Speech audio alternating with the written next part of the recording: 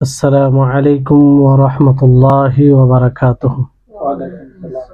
إن الحمد لله نحمده ونستعينه ونستغفره ونعوذ بالله من شرور أنفسنا وسيئات أعمالنا من يهده الله فلا مضل له ومن يضلله فلا هادي له وأشهد أن لا إله إلا الله وحده لا شريك له وأشهد أن محمدا عبده ورسوله أما بعد فأعوذ بالله من الشيطان الرجيم بسم الله الرحمن الرحيم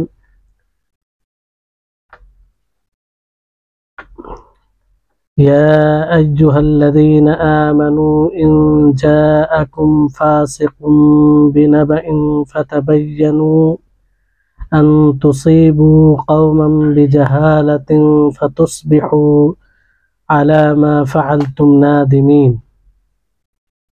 واعلموا أن فيكم رسول الله لو يطيعكم في كثير من الأمر لعنتم ولكن الله حبب إليكم الإيمان وزينه في قلوبكم وكره إليكم الكفر والفسوق والعصيان أولئك هم الراشدون فضلا من الله ونعمة والله عليم حكيم.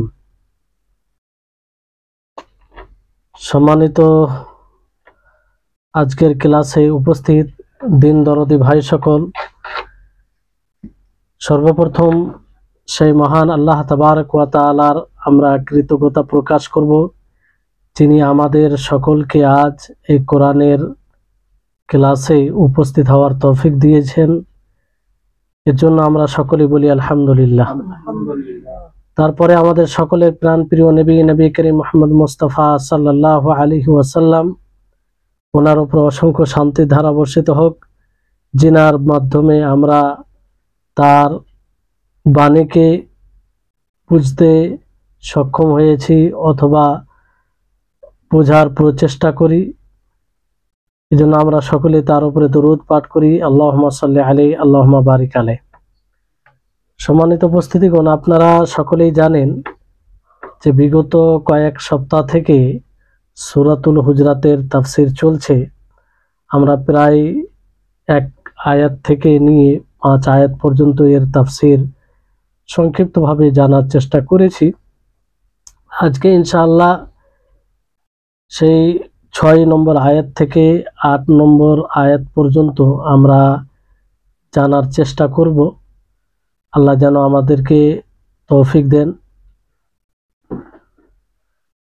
এই সূরাটি গুরুত্বপূর্ণ, আর আজকের যে আয়াতগুলো রয়েছে সে আয়াতে এমন বিষয়কে তুলে ধরা হয়েছে যে বিষয়ে আমরা অনেক অবহেলা করি।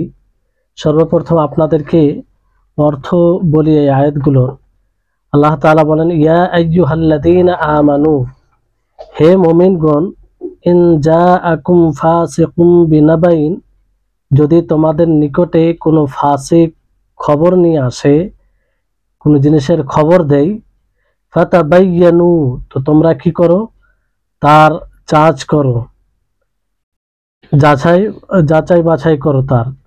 আন তুসিবু কওমান বিজাহালাতিন, যাতে তোমরা অজ্ঞতাবশত ভাবে কোনো জাতির ওপরে আক্রমণ না করো।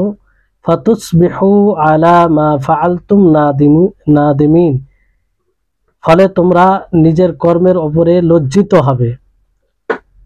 তারপর আল্লাহ তাআলা বলছেন, ওয়া'লামু আন্না ফীকুম রাসূলাল্লাহ, জেনে রাখো তোমাদের মাঝে রাসূল, আল্লাহর রাসূল সাল্লাল্লাহু আলাইহি সাল্লাম বিদ্যমান রয়েছে।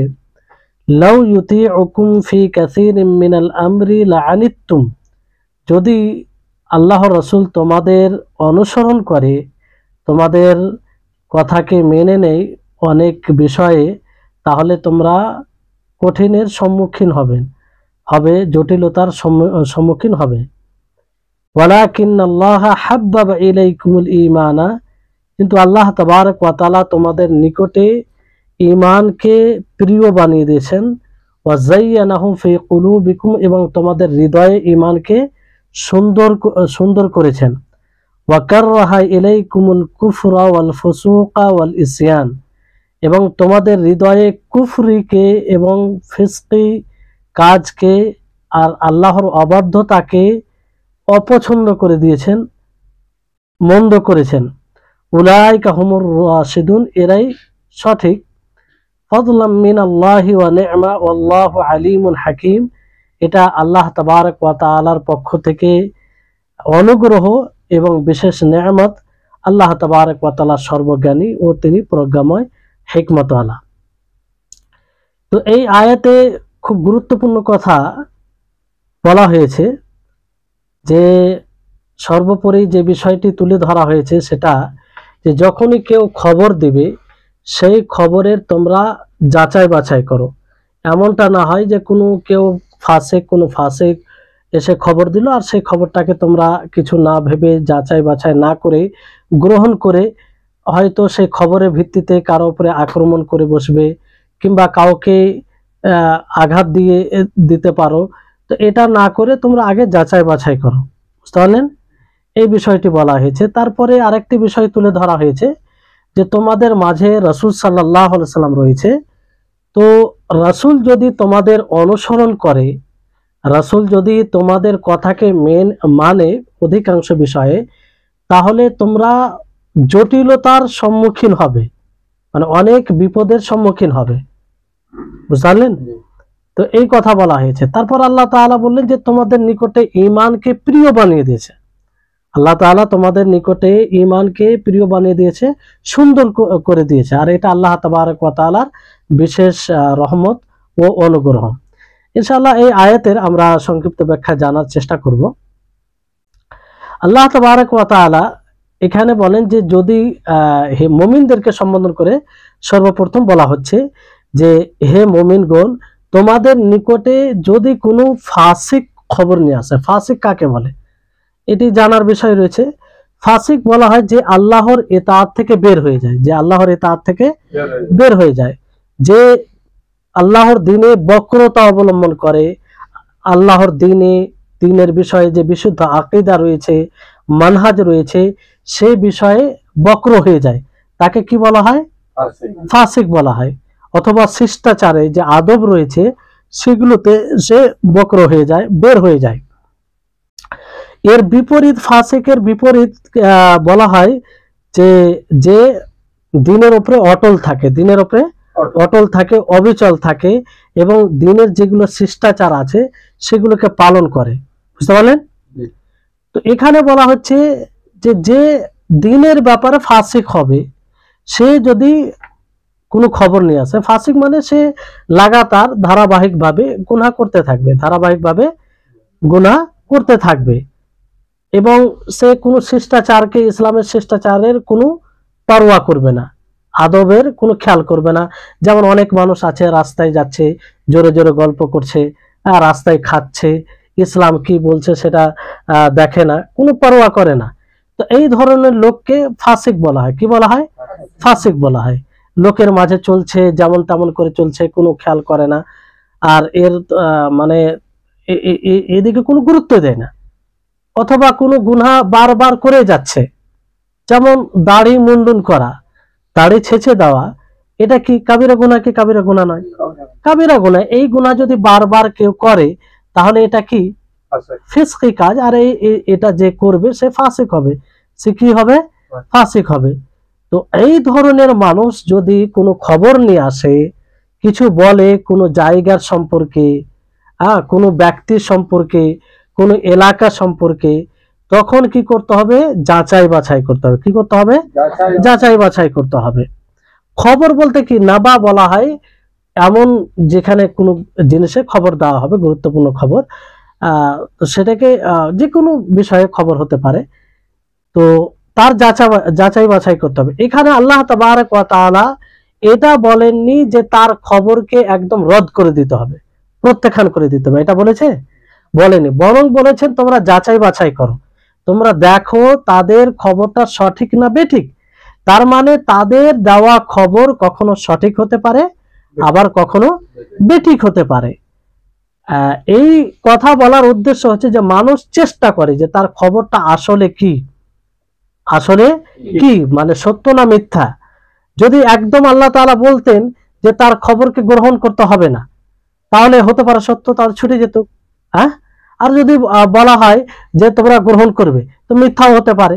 তো আল্লাহ তাবারক ওয়া তাআলা এমন একটা নীতি বর্ণনা করলেন যাতে কারো উপরে না ইনসাফি না হয়, কারো উপরে জুলম না হয়ে যায়। যে ফাসিকের খবর সত্য হতে পারে আবার মিথ্যাও হতে পারে। এই জন্য কি করতে হবে? যাচাই বাছাই করতে হবে। কি করতে হবে?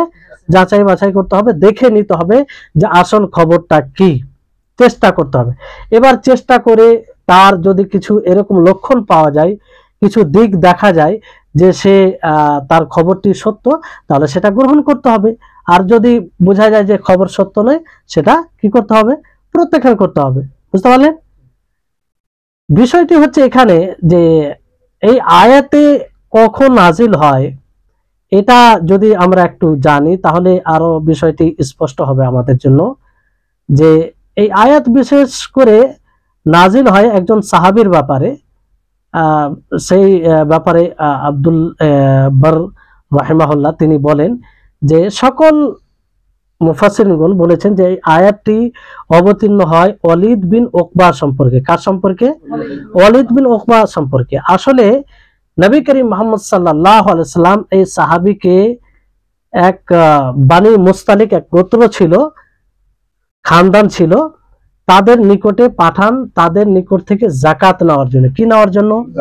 যাকাত, যেটা যাকাত ফরজ যাকাত, সেটা কালেক্ট করার জন্য তাদের নিকটে আল্লাহ নবী পাঠান আমিল হিসাবে। বুঝতে পারলেন? তো তিনি এর জন্য বের হয়ে গেছিলেন। রাস্তায় তিনি খবর পান যে যাদের নিকটে তিনাকে পাঠানো হয়েছে তারা নাকি মুরতাদ হয়ে গেছে। কি হয়ে গেছে? মুরতাদ হয়ে গেছে। আর তারা যাকাত দিতে অস্বীকার করেছে। বুঝতে পারলেন? যাদের দিকে তিনি যাদের উদ্দেশ্যে তিনি বের হয়েছিলেন, যাদের উদ্দেশ্যে নবী করিম মুহাম্মদ সাল্লাল্লাহু আলাইহি ওয়াসাল্লাম ওনাকে পাঠালছিলেন। বুঝতে পারলেন? তো এতে তিনি ভয়ে ভীত হয়ে গেলেন, তিনি আতঙ্কিত হলেন যে এরকম তারা মুরতাদ হয়ে গেছে, অস্বীকার করেছে, তো আমার উপরে অন্যায় করতে পারে, জুলুম করতে পারে। ফলে তিনি বিষয়টি ভালোভাবে যাচাই বাছাই না করে তিনি সেখান থেকে ফিরে আসেন, সেখান থেকে ফিরে আসেন। তারপরে এই আয়াত নাজিল হলো যে যে কোনো মুমিনের কাছে যখন কেউ কোনো ফাঁসে খবর নিয়ে আসবে তার যেন যাচাই বাছাই করে, সেটা দেখে নেই যে আসলে কি সেটা সত্য না মিথ্যা। বুঝতে পারলেন? তাহলে এই আয়াতের যেটা আয়াত নাজিল হওয়ার কারণ সেটা যদি আমরা জানি তো বিষয়টি বুঝতে আমাদের জন্য একদম সহজ হয়ে যাবে। বুঝতে পারলেন? তাহলে এই আয়াত থেকে যেটা স্পষ্ট হচ্ছে যে ফাসিক যদি খবর নিয়ে আসে তাহলে তার খবরের যাচাই বাছাই করতে হবে। বুঝতে পারলেন? তো ফাসিকের বিপরীত কি? আদিল, যে শরীয়তকে পালন করে, গুনাহ করে না। বুঝতে পারলেন? তো কোনো আদিল, কোনো ভালো মানুষ যদি খবর দেয় তাহলে কি তার প্রত্যেকটি খবরকে গ্রহণ করে নিতে হবে? না। তো এখানে তো আল্লাহ তাআলা ফাসিকের কথা বলছেন না, ইয়া আইয়ুহাল্লাযীনা আমানু ইন জাআকুম ফাসিকুন, যে ফাসিক যদি খবর দেয় তাহলে তোমরা তার যাচাই বাছাই করো। তার মানে ফাসিকের বিপরীত যদি খবর দেয় তাহলে যাচাই বাছাই করার প্রয়োজন নেই, এটাই তো বোঝা যাচ্ছে। কিন্তু এখানে ওলামায়ে কেরাম এর বিস্তারিত বিবরণ দিয়েছেন যে প্রত্যেক ফাসিকের বিপরীত ভালো মানুষের খবর, প্রত্যেকটা খবর গ্রহণ করা যাবে না। বুঝতে পারলেন?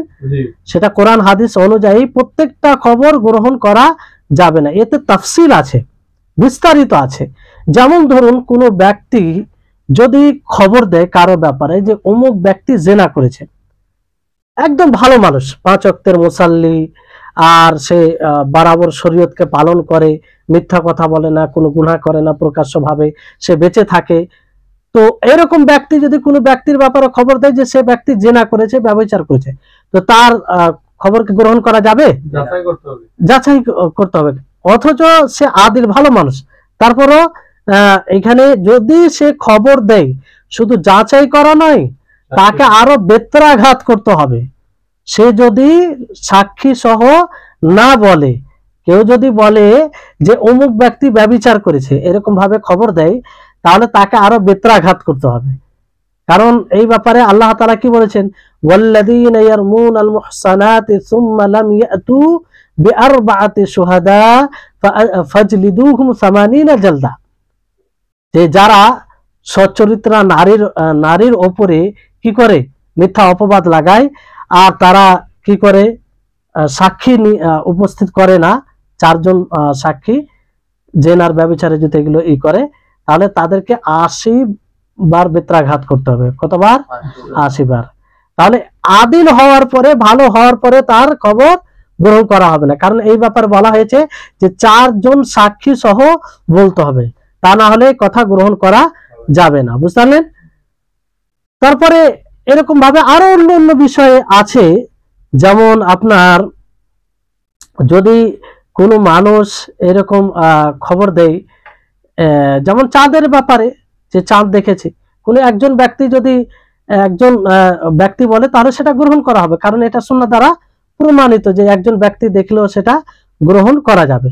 কিন্তু এর পরিবর্তে কোনো যদি ধনী মানুষ, বিত্তশালী মানুষ, সে বলে যে আমি বিপদে পড়ে গেছি, আমার কাছে এখন কিছুই নেই, অতএব জাকাত দেওয়া হোক, জাকাত থেকে কিছু অংশ আমাকে দেওয়া হোক, যাতে আমার সহযোগিতা হয়। বুঝতে পারলেন? তো এটা কি তার একাই কথা মেনে নেওয়া যাবে? মেনে নেওয়া যাবে না, বরং সে যখন 3 জন সাক্ষী নিয়ে আসবে তখনই তার কথা গ্রহণ করা হবে, যদিও সে ভালো মানুষ হয়। তো ভালো মানুষ হলে যে তার সব কথা গ্রহণ করে নিতে হবে এটা জরুরি নয়, কারণ সুন্নাহ দ্বারা এটা যে সাক্ষী সহ এটা গ্রহণ করতে হবে। বুঝলেন?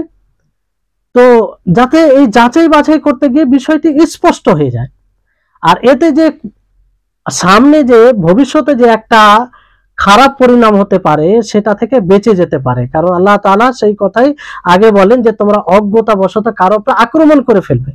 এবার ধরুন যে আপনাদেরকে কেউ খবর দিল, কি দিল? খবর দিল যে অমুক জন আপনার ব্যাপারে কিছু বলেছে, আপনি তার কথা শুনে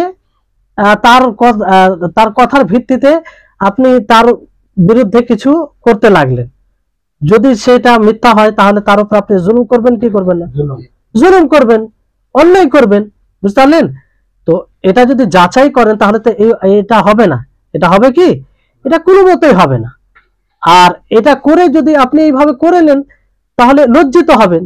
আপনি কারো কথা শুনে যাচাই বাছাই না করে যদি কোনো ফয়সালা করেন, সিদ্ধান্ত নেন, তাহলে এর যে আপনি জুলুম করবেন, জুলুম করার ফলে আপনি লজ্জিত হবেন কি হবেন না, যে না সে তো এটা করেনি, আমি কেন করলাম। তো এই বিষয় থেকে বেঁচে থাকবেন যদি এই নীতিটা অবলম্বন করা হয়। বুঝতে পারলেন? কারণ এতে এই কারণে দেখবেন এই নীতি না থাকার কারণে মানুষের মাঝে বড় বড় সমস্যা চলে আসে, তাই না? কারো হত্যা হয়ে যায়, যে কেউ কারো ব্যাপারে কিছু কথা বলার পরে শুনে সে রাগান্বিত হয়ে তার উপর আক্রমণ করে ফেললো, পরে সে জানতে পারলো যে সে এরকম কিছুই করেনি, একজনের জান চলে গেল। এই নীতি না থাকার কারণে 2 দলের মধ্যে যে একটা সুসম্পর্ক থাকে সেই সম্পর্কটা কেটে যায়, সম্পর্কে বিচ্ছেদ ঘটে কি ঘটে না? 2 জন ব্যক্তির মধ্যে সুসম্পর্ক আছে, কোন এক তৃতীয় ব্যক্তি এসে বলল যে তোমার ওই বন্ধুটা তোমার ব্যাপারে এই করেছে, তোমার বিরুদ্ধে ষড়যন্ত্র করছে, তার কথা শুনে সে তার উপর আক্রমণ করে বসলো, কিংবা তার প্রতি ঘৃণা করতে শুরু করলো, আসলে সেটা কিছুই করেনি। তো দেখেন একজন ভালোবাসার মানুষ সে দূর হয়ে গেল। বুঝতে পারলেন? তাহলে এই নীতি না থাকার কারণে এগুলো ঘটে। বুঝতে পারলেন? এই জন্য কোনো সময় এটা জীবনের নীতি বানিয়ে নিতে হবে। আর বর্তমান সময়ে এই নীতির আরো প্রয়োজন আছে, আর এই বিষয়ে আমরা বেশি অবহেলা করি, তাই না? বেশি অবহেলা করি। যেমন ধরুন social media, Facebook, WhatsApp, YouTube, এগুলোর মাধ্যমে যার তার ব্যাপারে যেটা শুনি সেটাই আমরা বিশ্বাস করে ফেলি, অথচ তার বাস্তবতা যদি দেখা যায় তাহলে তার যেই জিনিসটা শুনি সেটার সাথে কোনো সম্পর্ক থাকে না। এখন দেখবেন যে অনেক সময় কেউ কোনো বিষয়ে বক্তব্য দেয়, তো তার বক্তব্যকে কাটছাট করে 2 মিনিটের 3 মিনিটের নেগেটিভ কথাকে বের করে তার উপরে একটা মিথ্যা অপবাদ লাগিয়ে দেয় যে এই ব্যক্তি এরকম, এই বক্তা, এই আলেম কিংবা এই অমুক ব্যক্তি এরকম কথা বলছে। কিন্তু তার প্রেক্ষাপট যদি দেখা যায়, আগে পিছে কথা শোনা যায়, তো আসলে সে এই কথা বলতে চায়নি। বুঝতে পারলেন? তো এই বিষয়গুলো কেন ঘটছে? যে এই নীতি অবলম্বন না করা। একটা 2 মিনিটের ভিডিও আসার পরে যে সেটাকে বিশ্বাস করে নিতে হবে তা নয়, অবশ্যই তার যাচাই করতে হবে, দেখতে হবে যে আসলে কি সে এই কথা বলতে চেয়েছেন, তার আগে পিছে কি কথা বলেছেন। আর এটা যাচাই করা সহজ। যদি যাচাই করতে না পারি তো আমরা চুপ থাকবো, চুপটি অবলম্বন করব, কোনো সময় এই বিষয়ে আমরা কথা বলবো না। কারণ এই বিষয়ে যদি আমরা কথা বলি যাচাই বাছাই না করার আগে, তাহলে আমরা গুনাহগার হব, পাপী হব, আমাদেরকে জবাবদেহি হতে হবে, তাই না? তো এটা সবসময় মনে রাখবেন, নিজেকে মুক্ত রাখবেন। দুনিয়া কি করছে, আপনার প্রতিবেশী, আপনার পরিচিত মানুষ কি করছে সেটা দেখে লাভ নেই। আপনি সবসময় নিজেকে মুক্ত রাখবেন। কে কি করলো, সোশ্যাল মিডিয়ার নিউজের কথা শুনে কারো উপরে আপনি হুকুম লাগিয়ে দিচ্ছেন। বিশেষ যেমন দেশের ব্যাপারে, একটা দেশ কি করছে না করছে আপনি তো সরাসরি জানতে পারেন না। একটা নিউজ শুনে তার উপরে ভিত্তি করে আপনি অনেক কিছু বলে দিচ্ছেন যে এই দেশে এমন করে, অথচ সেটা কোনো বাস্তবতা নেই। যেমন ধরুন যে সৌদি আরব সম্পর্কে বিভিন্ন দাজ্জাল মিডিয়া অপপ্রচার করে, মিথ্যা অপবাদ লাগায়, যার কোনো ভিত্তি থাকে না। ইহুদিদের চ্যানেল থেকে, তাদের মিডিয়া থেকে যেটা আসে সেটাই প্রচার প্রসার করে একটা বদনাম করার জন্য, আর তার জালে আমাদের মুসলিম ভাইরা ফেসে যায়। তো এটা এই নীতি না থাকার কারণে, তো এটা সবসময় ব্যক্তির মধ্যে, দলের মধ্যে, দেশের মাঝে সব জায়গায় এই নীতি প্রযোজ্য হবে। আর সব জায়গায় যদি আমরা এই নীতিকে মানে বাস্তবায়ন করি, তাহলে এই সব বিষয় থেকে, গুনাহ থেকে আমরা বেঁচে থাকতে পারবো। বুঝতে পারলেন? আর কোনো সময় নাই যে কারো কথা শুনে কোনো আলেমের ব্যাপারে কেউ বললো আর সেটাকে সহজে বিশ্বাস করে নিলেন, তা নয়। আর এই জন্যই দেখেন যে গীবতকে হারাম করা হয়েছে, তাই না? চুগলখড়িকে কি করা হয়েছে? হারাম করা হয়েছে। চুগলখড়িতে কেমন হয় যে একজনের কথাকে আরেকজনকে বলা হয় ফাসাদ সৃষ্টি করার জন্য। কি সৃষ্টি করার জন্য? আকরাম ভাইয়ের সাথে আরেকজনের সম্পর্ক আছে, গভীর সম্পর্ক আছে, এক তৃতীয় ব্যক্তি চাইছে না যে তাদের সম্পর্ক থাক। তো এখন সে এসে বলল যে এই আপনার বিরুদ্ধে আকরাম ভাই, কিংবা আকরাম ভাইকে এসে বললো যে তার বন্ধু এরকম কথা বলছে। তো এইভাবে কথা বলে একটা বিভেদ সৃষ্টি করে, বিচ্ছেদ সৃষ্টি করে। বুঝতে পারলেন? তো এইটাই মানে এই নীতিকে না দেয়। এই জন্য কঠোর ভাবে এই চুগলখড়ি, এইরকম গীবতকে কি করা হয়েছে? হারাম করা হয়েছে। এমনকি হাদিসে কি বলা হয়েছে? লা ইয়াদখুলুল জান্নাতা কাত্তাতুন, যে চুগলখোর জান্নাতে যাবে না। কত কঠোর বিষয়, আর কঠোর মানে ঈদ এটা। অনুরূপভাবে নবী করিম মুহাম্মদ সাল্লাল্লাহু আলাইহি ওয়াসাল্লাম 2 কবর থেকে যখন অতিক্রম করছিলেন, তখন তিনি জানতে পারেন, তিনাকে ওহীর মাধ্যমে জানানো হয় যে এই 2 কবরে যারা রয়েছে তাদেরকে আযাব দেওয়া হচ্ছে। কি দেওয়া হচ্ছে? আযাব দেওয়া হচ্ছে। আর তাদেরকে বড় বিষয়ে কোনো আযাব দেওয়া হয় না, যে কুফরি করেছে তার কারণে, শিরক করেছে তার কারণে, তা নয়। বরং তাদের মধ্যে একজনকে এই জন্য আযাব দেওয়া হচ্ছে যে একজন পেশাবের ছিটা থেকে সতর্ক থাকতো না, বাঁচার চেষ্টা করতো না। আর একজন কি করত? যে চুগলখড়ি করত। কি করত? চুগলখড়ি করত। তো নবী করিম মুহাম্মদ সাল্লাল্লাহু আলাইহি ওয়াসাল্লাম তখন কি করলেন? একটা খেজুরের ডাল কেটে তাকে অর্ধ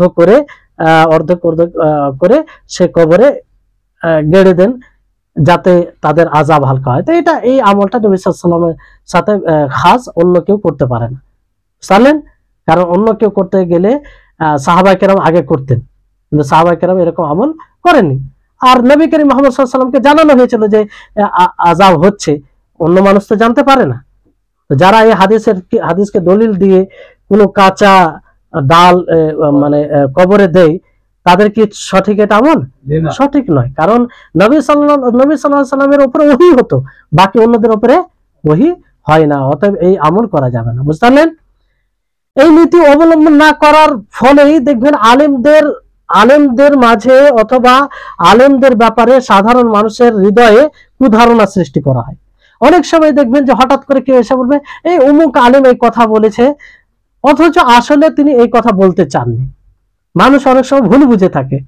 আমরা দেখেছি অনেক সময় যে এসে বলে অমুক আলেম এই কথা বলেছেন, তো তাকে বলি যে তুমি ভালো করে আবার শুনবে, তো দেখে তার বিপরীত। তো যাচাই বাছাই যতক্ষণ না নিশ্চিত না হবে, ততক্ষণ পর্যন্ত কারো ব্যাপারে কিছু বলা, কিছু সিদ্ধান্ত নেওয়া এটা উচিত হবে না। বুঝতে পারলেন? তাহলে এটা একটা বড় নীতি, এই নীতিকে আমাদের সব সময় অবলম্বন করতে হবে। বুঝতে পারলেন? তারপরে আয়াতে বলা হচ্ছে যে ওয়া'লামু আন্না ফীকুম রাসূল, যে তোমরা জেনে রাখো যে তোমাদের মাঝে আল্লাহর রাসূল কি রয়েছে, বিদ্যমান রয়েছে। আল্লাহর রাসূল বিদ্যমান রয়েছে। লাউ ইউতিউকুম ফি কাসীরিন মিনাল আমরি লাআনিতুম, খুব গুরুত্বপূর্ণ কথা। যদি রাসূল তোমাদের অনুসরণ করে, কি করে, অনুসরণ করে, তোমাদের অনেক কথাকে মেনে নেয়, লাআনিতুম, তাহলে তোমরা জটিলতার সম্মুখীন হবে, তোমরা বিপদের সম্মুখীন হবে। তারপর আল্লাহ তাআলা বলছেন যে আল্লাহ তাআলা তোমাদের নিকটে ঈমানকে প্রিয় বানিয়ে দিয়েছেন আর তোমাদের হৃদয়ে এটাকে সুন্দর করে দিয়েছেন। কি করে দিয়েছেন? সুন্দর করে দিয়েছেন। তাহলে এই আয়াতটি আল্লাহ তাবারক ওয়া তাআলার এই কথার পরে এলো যে ইয়া আইয়ুহাল্লাযীনা আমানু ইন জাআকুম ফাসিকুম বিনাবাইন, এই আয়াতের পরে এলো। বুঝতে পারলেন কেন এলো? তার কারণ হচ্ছে যে আল্লাহ নবী যখন আল্লাহ নবীর নিকটে যখন এমন কোনো কথা পৌঁছালো যেটা তাদের মধ্যে নেই, তো আল্লাহ তাআলা আল্লাহ নবীকে হুকুম দিলেন যে আপনি নিশ্চিত হন, ভালোভাবে জানুন, তারপরে বিষয়টি দেখবেন যে কেমন কি। বুঝতে পারলেন? তো এখানে বলা হচ্ছে যে রাসূল সাল্লাল্লাহু আলাইহি সাল্লামের যেহেতু তিনি তোমাদের মাঝে বিদ্যমান আছে, তো তোমরা এটা মনে করি না, অনেক সময় তোমাদের কথাকে তিনি গুরুত্ব দেন না। তার কারণ হচ্ছে এটা, যদি তোমাদের সব কথায় গুরুত্ব দেন উনি, তোমাদের কথাকে মেনে নেন, তাহলে তোমরাই মুসিবতে পড়বে, তোমরাই মুসিবতে পড়বে। আর এর অনেক উদাহরণ রয়েছে, এর অনেক উদাহরণ রয়েছে। যেমন রমজান মাসে আল্লাহর নবী কিয়াম করলেন। কি করলেন? কিয়াম, তাহাজ্জুদের সালাত আদায় করলেন। তো অনেক লম্বা করলেন, কিছু রাত্রে কিছু বাকি অংশ ছিল। তো সাহাবায়ে কেরাম আরো ওনার কাছে মানে অনুরোধ করলেন যে আপনি বাকি অংশটাও কিয়াম দ্বারা এই সালাত, তাহাজ্জুদ সালাত পড়ে কাটিয়ে দেন। তো আল্লাহ নবী তাদের এই কথার প্রতি গুরুত্ব দিলেন না, বরং বললেন যে মান কামা মাআল ইমাম হাত্তা ইয়ানসারিফা কুতিবা লাহু কিয়ামুল লাইলাতিন, যে ব্যক্তি ইমামের সাথে কিয়াম করবে, ইমামের সাথে সালাত আদায় করবে, তো পুরো রাত কিয়াম করে যতটা নেকি পাবে ততটা তার জন্য নেকি লিপিবদ্ধ করা হবে। বুঝতে পারলেন? তো আল্লাহ নবী এই কথার দিকে তাদের যে এটা আশা ছিল সেটা গুরুত্ব দিলেন না। কেন? তারাই মুসিবতে পড়তো, তারাই মুসিবতে পড়তো। বুঝতে পারলেন? এরকম ভাবে অনেক উদাহরণ, যেমন ওই তিনজন সাহাবী এসেছিল আল্লাহ নবীর নিকটে, দিয়ে আল্লাহ নবীর ইবাদত সম্পর্কে জানলো। তো তারা নিজের ইবাদতকে খুব নগণ্য মনে করলো। কি মনে করলো? নগণ্য। যে রাসূল সাল্লাল্লাহু আলাইহি ওয়াসাল্লামের তা আগের পিছের সমস্ত গুনাহ মাফ করে দেওয়া হয়েছে, তো আমরা তো গুনাহগার, আমরা তো পাপী, আমরা তো পাপী, তো আমাদেরকে বেশি বেশি করে ইবাদত করা উচিত। কি করা উচিত? বেশি বেশি করে ইবাদত করা উচিত। এই জন্য একজন বললো যে আমি সবসময় সিয়াম পালন করব, সবসময় রোজা রাখবো, আমি কখনো রোজা ছাড়বো না। একজন বললো যে আমি সবসময় পুরো রাত কিয়াম করব, তাহাজ্জুদের সালাত পড়বো, ঘুমাবো না। আর একজন বললো যে না, আমি বিবাহ করব না, বিবাহ করতে গেলে সন্তান আসবে, স্ত্রী আছে, তাদেরকে সময় দিতে হবে, ফলে ইবাদতে ব্যাঘাত ঘটবে, তো এগুলো করবে না। তো এই কথা যখন নবী করিম মুহাম্মদ সাল্লাল্লাহু আলাইহি ওয়াসাল্লামের নিকটে পৌঁছায়, তখন তিনি বলেন যে তোমরা কি এই কথা বলেছো? তারা বলল হ্যাঁ। তখন আল্লাহ নবী বললেন যে দেখো, আমি রোজাও রাখি, আবার ইফতারও করি, আমি তাহাজ্জুদ সালাত আদায় করি, আবার ঘুমাই, আমি ইবাদত করি, আবার বিবাহ করেছি। তারপর আল্লাহ নবী বললেন যে আমার সুন্নাতকে উপেক্ষা করবে, অবহেলা করবে, সে আমার দলভুক্ত নয়। বুঝতে পারলেন? তাহলে আল্লাহর নবী মুহাম্মদ সাল্লাল্লাহু আলাইহি সাল্লাম যদি তাদের কথায় গুরুত্ব দিতেন, তারা মুসিবতে পড়তেন কি পড়তেন না? তারা মুসিবতে পড়তেন, পড়তেন অবশ্যই। কারণ পুরো দিন প্রত্যেক দিন সওম রাখা, সিয়াম সাধনা করা, এটা তো সম্ভব নয়, সম্ভব নয়। বুঝতে পারলেন? তো এই জন্য এরকম ধরনের অনেক উদাহরণ আছে। বুঝতে পারলেন? তো এই জন্য আল্লাহ নবী আল্লাহ তাবারক ওয়া তাআলা বললেন যে তোমাদের এই জন্যই কথা গুরুত্ব দেন না, কারণ তোমাদের যদি অনুসরণ করে তো অনেক মুসিবতের সম্মুখীন হতে হবে। তারপর আল্লাহ তাবারক ওয়া তাআলার এই বাণী যে আল্লাহ তাবারক ওয়া তাআলা তোমাদের নিকটে ঈমানকে প্রিয় বানিয়ে দিয়েছেন। ঈমানকে কি বানিয়ে দিয়েছে? প্রিয়। তো এই প্রিয় বানিয়ে দেওয়া, এটার আসল বিষয় হচ্ছে যে যদিও তোমরা তোমাদের সব কথায় আল্লাহ নবী গুরুত্ব দেন না, কিন্তু তোমাদের ঈমানকে তোমাদের নিকটে প্রিয় বানিয়ে দিয়েছে। এই কথা থেকে এটা স্পষ্ট হচ্ছে যাতে তোমরা রাসূলের ইতাআতকে, তোমরা যে বিষয়ে দ্বিমত করো, যে বিষয়ে তোমরা যেটা চাও তার উপরে তোমরা রাসূলের ইতাআতকে প্রাধান্য দিতে পারো, রাসূলের ইতাআতকে প্রাধান্য দিতে পারো। বুঝতে পারলেন? তো এইভাবে মানে এটা স্পষ্ট করেছেন, কারণ ঈমান তোমাদের নিকটে প্রিয়, মাহবুব, প্রিয় বানিয়ে দিয়েছে। আর যখনই প্রিয় বানানো হয় সেটার সাথে ভালোবাসা হয়, হয় কি হয় না? সেটা চিরতা তার সাথে ভালোবাসা হয়। আর অনুরূপভাবে এটাকে সুন্দর বানিয়ে দিয়েছেন আল্লাহ। তো প্রিয় সুন্দর এটা হৃদয়ে হয়, আর যখনই হৃদয়ে কোনো জিনিস প্রিয় হয়ে যায় তার প্রতি একটা ভালোবাসা থাকে। তার বিপরীতে আল্লাহ তাবারক ওয়া তাআলা কি করেছেন? ওয়া কাররাহা ইলাইকুমুল কুফরা ওয়াল ফুসুকা ওয়াল ইসয়ান, যে তোমাদের নিকটে আল্লাহ তাবারক ওয়া তাআলা কুফরকে, কাকে? কুফরকে এবং ফিসকে, যে আল্লাহর ইতাআত থেকে বের হয়ে যাওয়া এই বিষয়টিকে, আর আল্লাহর অবাধ্যতাকে কি করেছেন? মন্দ বানিয়ে দিয়েছেন, হ্যাঁ, অপছন্দনীয় করেছেন। বুঝতে পারলেন? তো কুফর কার বিপরীত? ঈমানের বিপরীত, তাই না? আর ফুসুক এটা কার বিপরীত? আল্লাহর পথে অবিচল থাকার বিপরীত। বুঝতে পারলেন? আর ইসয়ান, আল্লাহর অবাধ্যতা, এটা অনুসরণের বিপরীত। তো একের পর দেখেন যান, কুফরটা হচ্ছে সবচেয়ে বড় ফিস্ক, সবচেয়ে বড় ফিস্ক।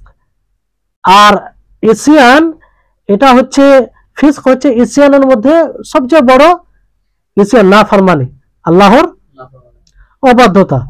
বুঝতে পারলেন? তো কুফর এর মাধ্যমে মানুষ কিসে ইসলাম থেকে খারিজ হয়ে যায়, ইসলাম থেকে খারিজ হয়ে যায়। এই জন্য সর্বপ্রথম কুফরকে নিয়ে আল্লাহ তাআলা নিয়ে এসেছেন। বুঝতে পারলেন? আর এর অনেক কারণ আছে, যেমন কেউ শিরক যদি করে, বড় শিরক, তাহলে সে ইসলাম থেকে খারিজ হয়ে যাবে। এইরকম বিভিন্ন আপনারা আলোচনায় পূর্বে শুনেছেন, আর এই ধরনের অনেক বই রয়েছে। বুঝতে পারলেন? তাহলে এটাকে আল্লাহ তাবারক ওয়া তাআলা অপছন্দ, যেমন মদ পান করা, চুরি করা, কারো উপরে মিথ্যা অপবাদ লাগানো, এই ধরনের জিনিস, এগুলো কি? এগুলো কাবিরা গুনাহ, এগুলো কাবিরা গুনাহ। বুঝতে পারলেন? অনুরূপ ভাবে সাগিরা গুনাহ, এটাও ইসয়ানের মধ্যে পড়বে। তো সাগিরা গুনাহ যেমন আল্লাহ তাআলা নেকির মাধ্যমে সেটা ক্ষমা করে দেন, নেকির মাধ্যমে কি করেন? ক্ষমা করে দেন। তারপর আল্লাহ তাআলা বলছেন উলাইকা হুমুর রাশিদুন, যে এদের দিকে যাদের নিকটে ঈমান প্রিয় হয়ে যায়, আর তাদের নিকটে ঈমান সুন্দর হয়ে যায়, তাদের নিকটে কুফর, ফুসুক, ইসয়ান এটা কি হয়ে যায়? মন্দ হয়ে যায়, অপছন্দনীয় হয়ে যায়। তাদের দিকে ইঙ্গিত করে আল্লাহ তাআলা বলছেন যে এদের নিকটে আসলে আল্লাহ তাবারক ওয়া তাআলার পক্ষ থেকে এটা প্রিয় বানানো হয়, ঈমানকে তাদের নিকটে প্রিয় বানানো হয়েছে। বুঝতে পারলেন? আর কুফর ফুসুককে এটা তাদের নিকটে ঘৃণিত করা হয়েছে। আর এরাই সঠিক পথে চলবে।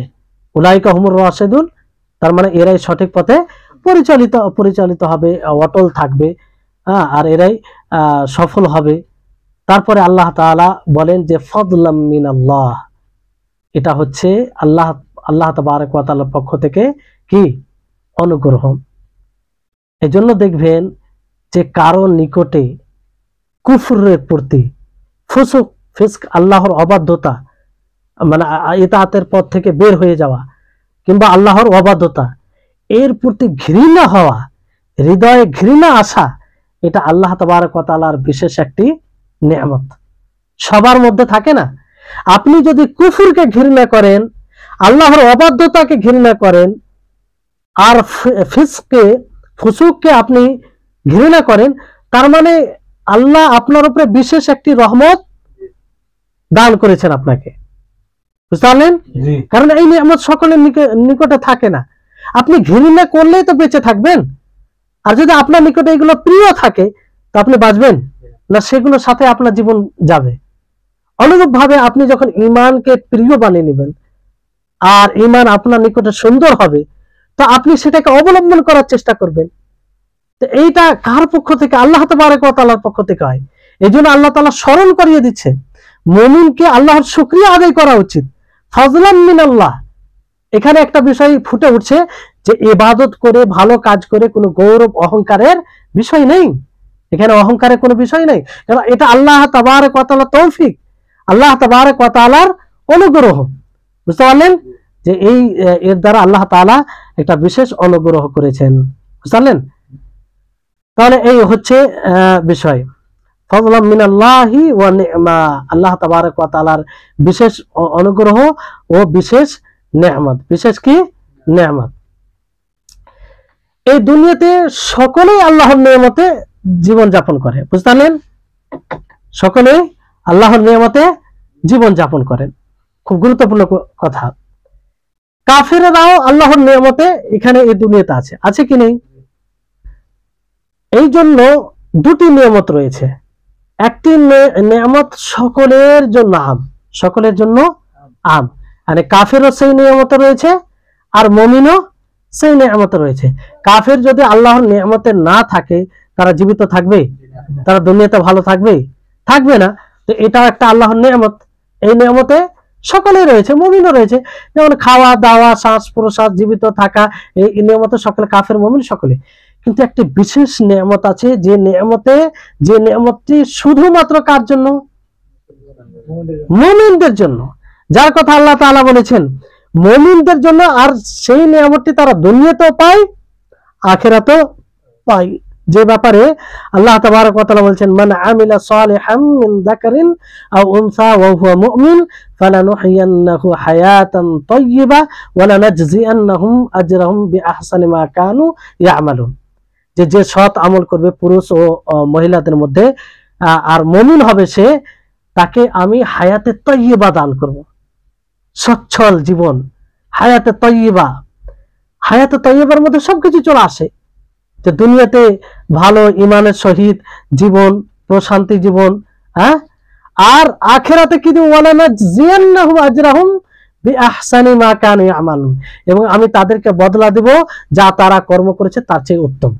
বুঝলেন? তাহলে এই নিয়ামত মুমিনদের জন্য দুনিয়াতেও এবং আখিরাতেও।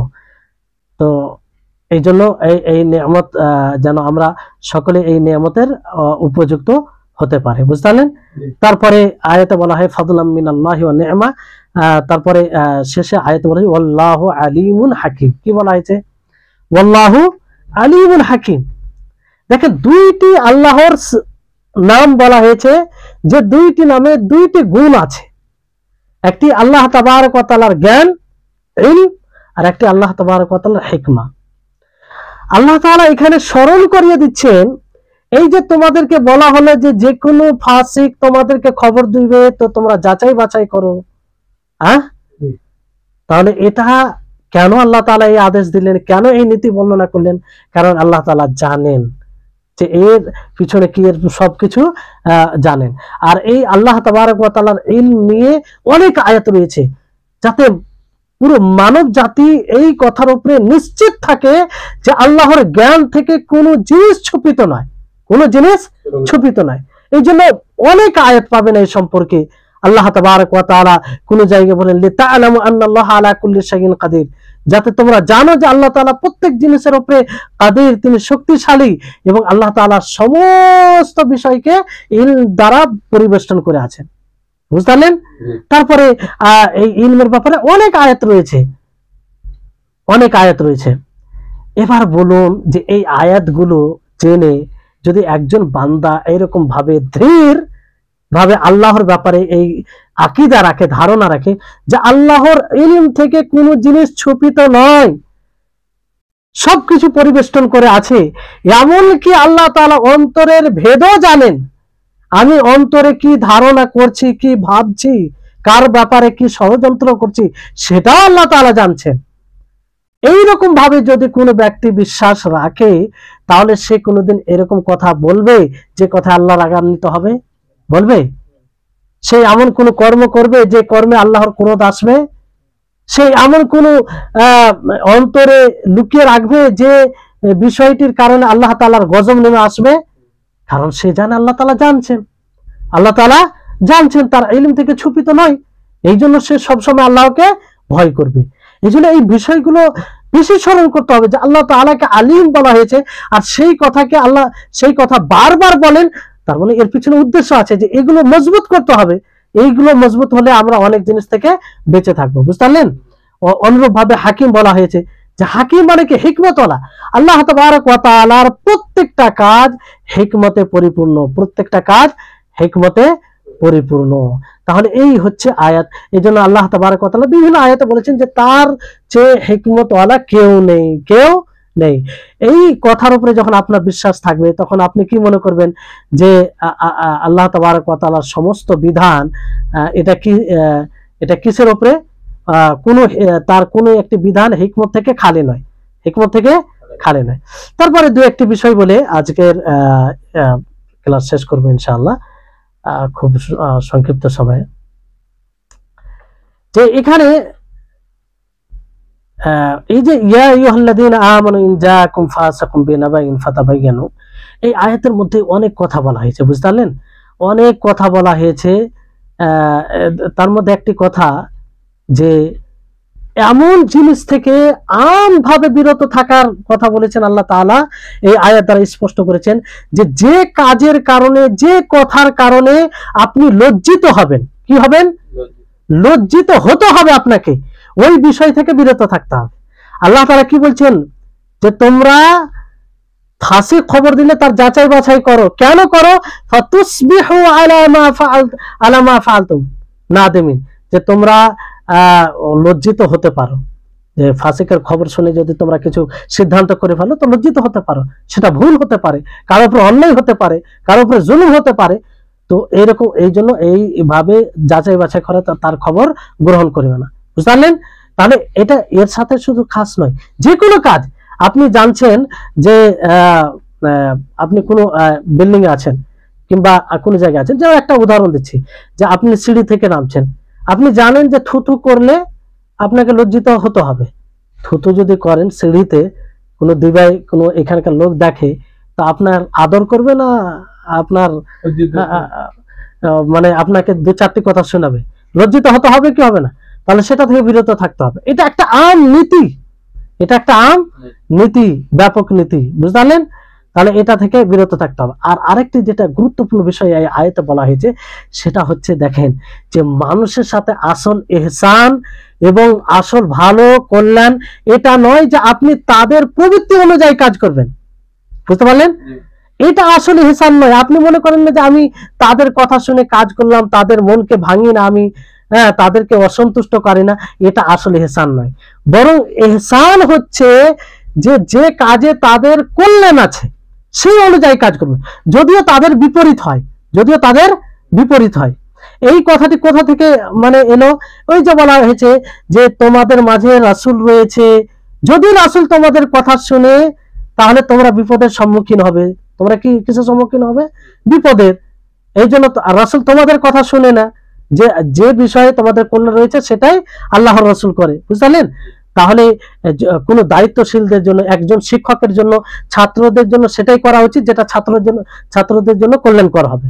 এটা নয় শিক্ষক যে তার ছাত্ররা কি চাইছে, তাদের প্রবৃত্তি কি, সেই অনুযায়ী দেখলে হবে না, যে আসল বিষয় কোন বিষয় তাদের কল্যাণ আছে সেই অনুযায়ী কাজ করতে হবে, বুঝলেন। কারণ যখনই কোনো কেউ তাদের প্রবৃত্তি অনুসরণ করতে লাগবে তখনই ফাসাদ সৃষ্টি হবে, এতে কোনো সন্দেহ নেই, এতে কোনো সন্দেহ নেই।